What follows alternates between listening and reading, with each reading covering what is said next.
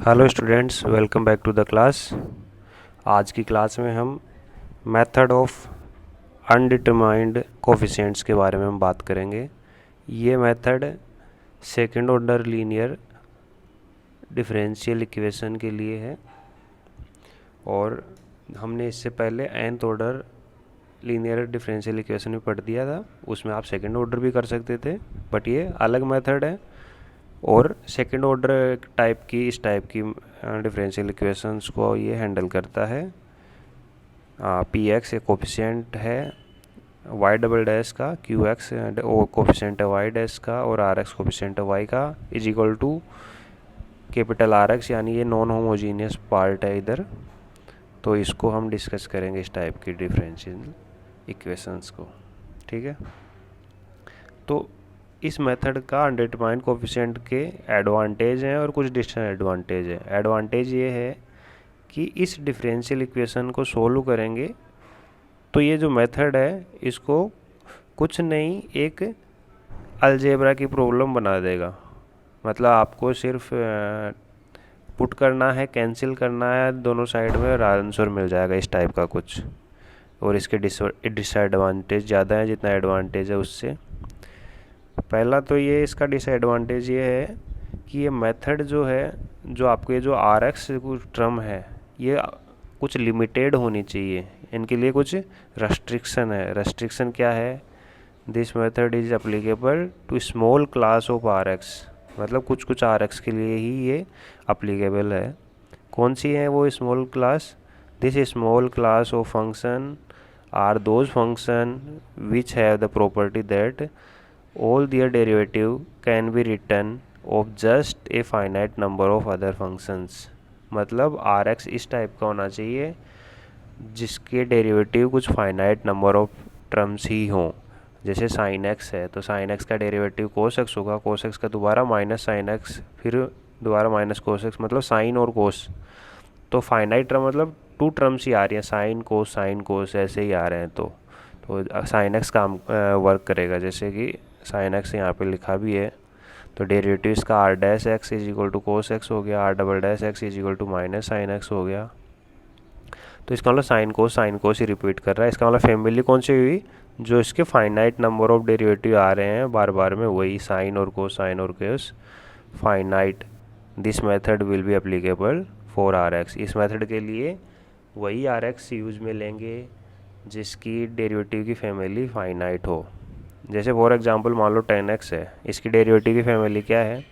First time differentiate करेंगे तो sec square x आएगा, सेकंड टाइम डिफ्रेंशिएशन करोगे तो 2 सेक स्क्वायर एक्स 10x आएगा, थर्ड टाइम डिफ्रेंशिएट करोगे तो और इससे लेंथी टर्म आएगी। तो आप देख रहे हो जितनी बार डिफ्रेंशिएट कर रहे हो डेरिवेटिव इंक्रीज होते जा रहा है, मतलब रिपीट नहीं कर रहा है। इसका मतलब इनफाइनाइट डिफरेंट डेरिवेटिव आ जाएंगे। इसका मतलब r x is equal to 10x not applicable to this method. तो ये मेथड उन्हीं आर एक्स के लिए लगेगा जिनकी डेरिवेटिव की फैमिली फाइनाइट हो। सेकंड डिसएडवांटेज इसका ये है, this method generally useful only for constant coefficient ordinary differential equation. मैंने ऊपर आपको बताया है कि उधर इस टाइप से है P x y double dash q x y dash r x y. इसका मतलब पी एक्स क्यू एक्स और आर एक्स एक्स के कोफिशिएंट है, एक्स के वेरिएबल हो सकते हैं, बट अगर एक्स के होंगे तो थोड़ा कॉम्प्लिकेटेड हो जाएगा। तो हम जनरली कांस्टेंट कोफिशिएंट होंगे तब इसको अप्लाई करने की कोशिश ज़्यादा करते हैं, ठीक है ना। तो ये इसकी डिमेरिट है कि अगर वेरिएबल कोफिशिएंट यानी एक्स के कोफिशिएंट आ जाएंगे तो मेथड थोड़ा कॉम्प्लिकेटेड हो जाएगा। इसलिए हम जनरली कांस्टेंट कोफिशिएंट के लिए इसको यूज़ करते हैं।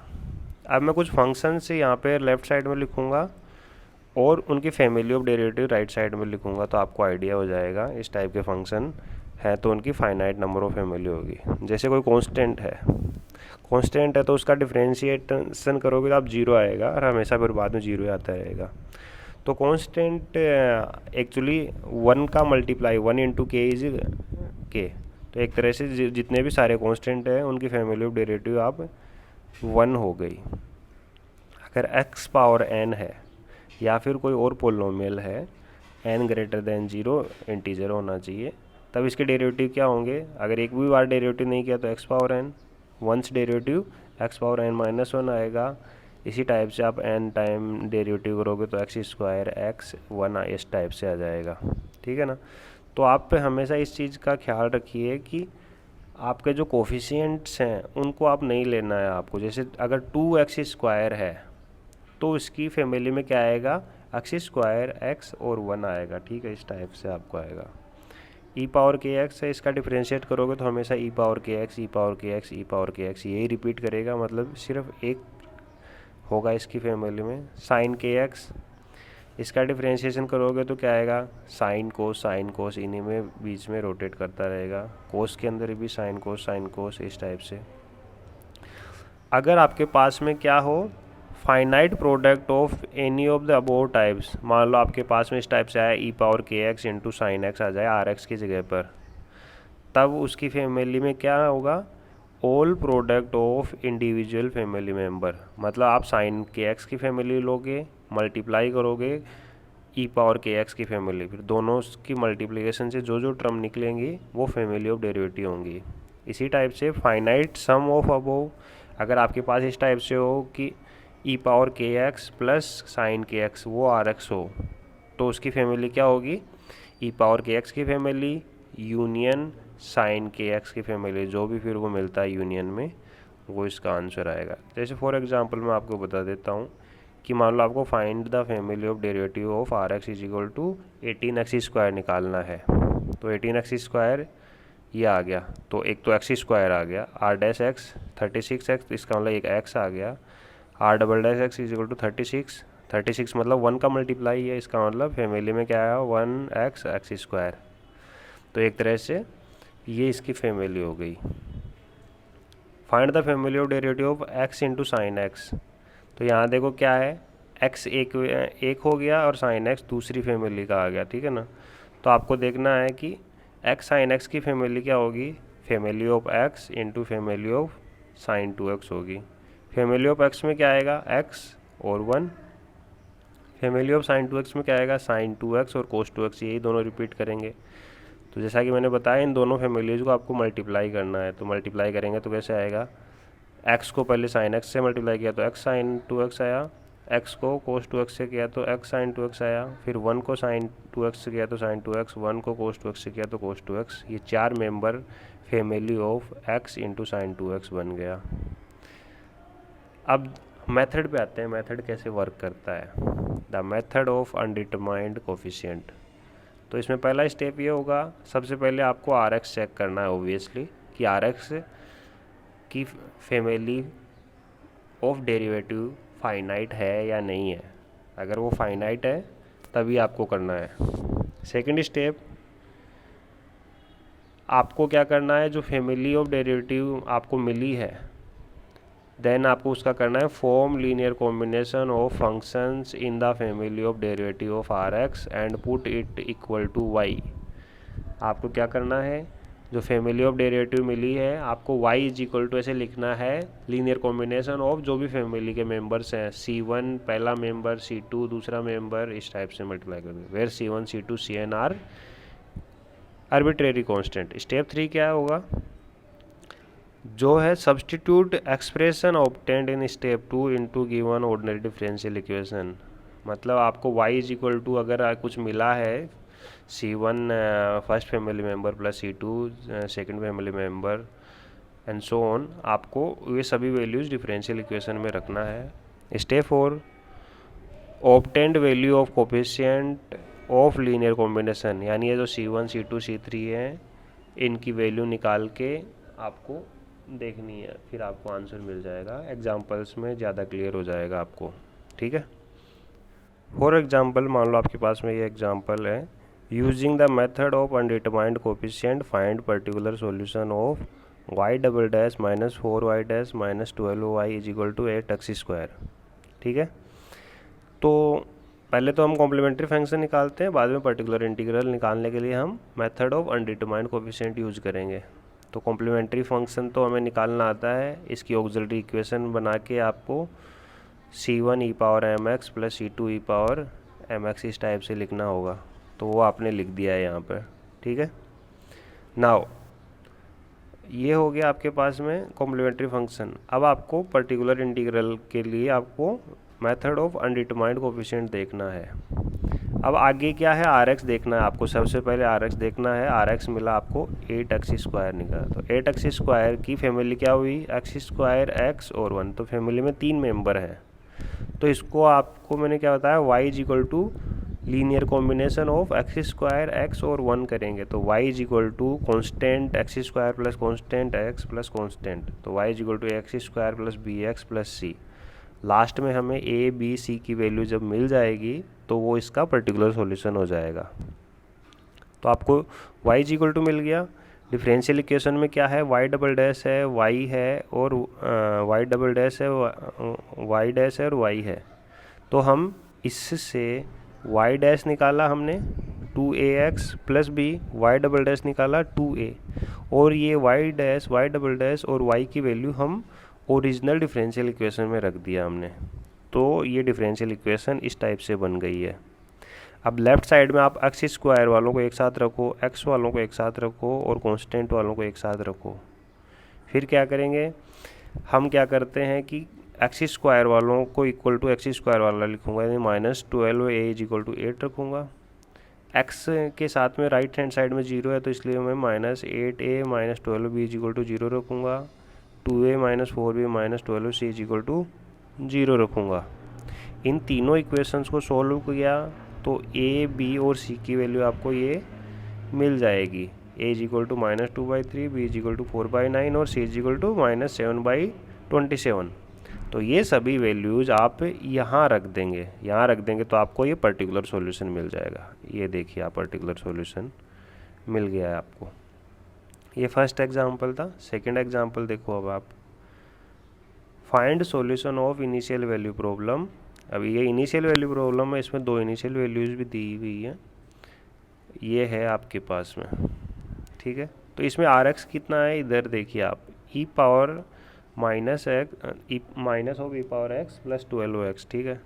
तो पहले तो आप क्या निकालते हैं, कॉम्प्लीमेंट्री फंक्शन, इस लेफ्ट साइड से कॉम्प्लीमेंट्री फंक्शन निकाल देंगे। ऑक्सिलरी इक्वेशन निकाल के c1 E power 6x plus c2 E power -2x, ठीक है।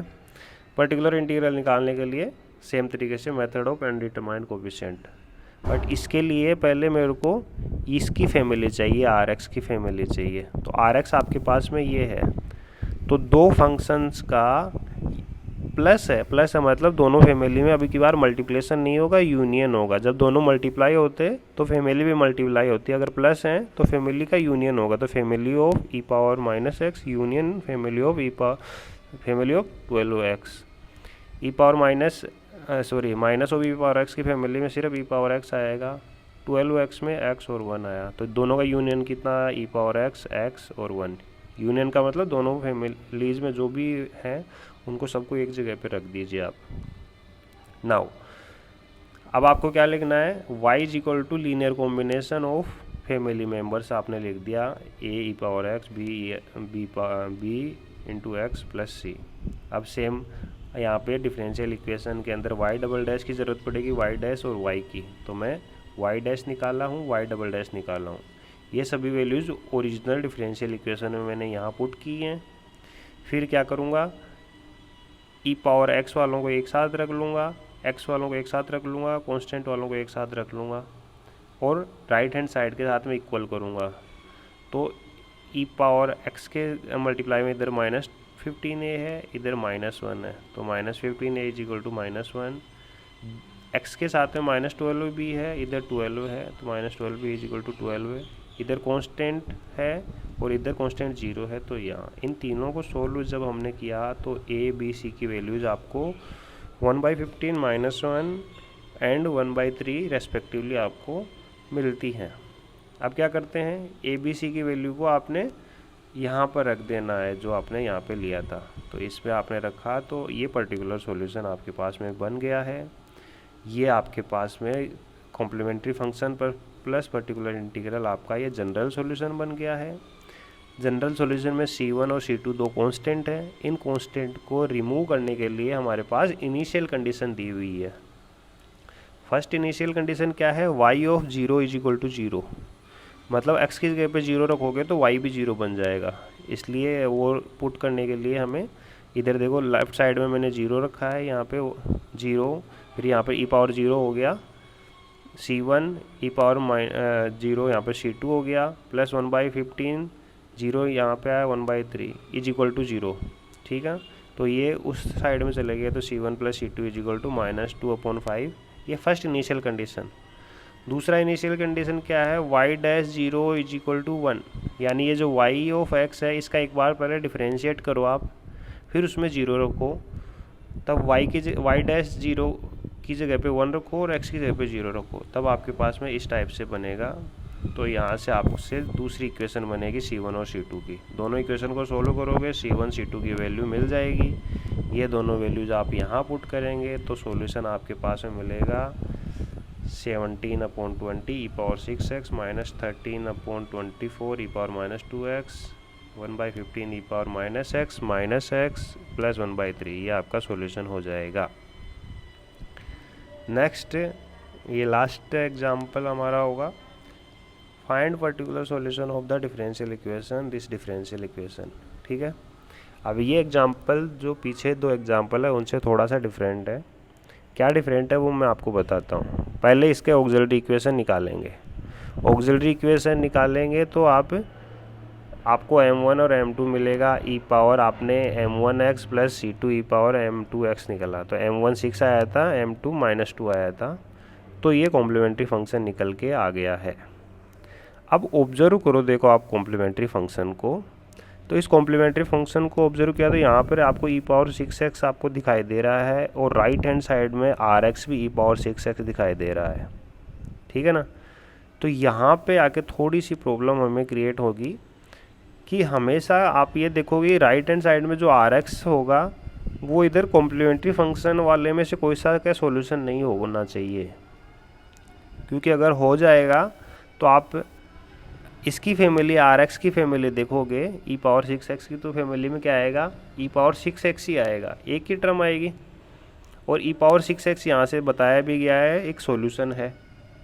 तो ऑब्वियसली जब आप इसमें पुट करने लगेंगे यहाँ पर e⁻6x का डबल डिफ्रेंशिएशन -4 e⁻6x का एक बार डिफ्रेंशिएशन -12 e⁻6x, तो आप ऐड करेंगे तो आप देखेंगे कि ये 0 आ जाएगा। तो 0 is equal to e⁻6x, that can never be true because exponential function never becomes 0। ठीक है, तो किसी भी फाइनाइट नंबर के लिए कभी वो 0 नहीं आता है। इसीलिए क्या करना है, इससे गेट रीड पाने के लिए आपके पास में, यहाँ देखो मैं दोबारा वही लिख रहा हूँ, the family of rx e⁻6x is e⁻6x, right. Note carefully that the family e⁻6x contain a solution of corresponding homogeneous differential equation this. आप देख सकते हैं इसका सॉल्यूशन, क्योंकि e⁻6x एक सॉल्यूशन है। यहाँ देख लो आप, इस कॉम्प्लीमेंट्री फंक्शन में C1 की जगह पे 1 रख दूँ, C2 की जगह पे 0 रख दूँ, तो e⁻6x एक सॉल्यूशन मिल गया। तो वही चीज़ है यहाँ पे।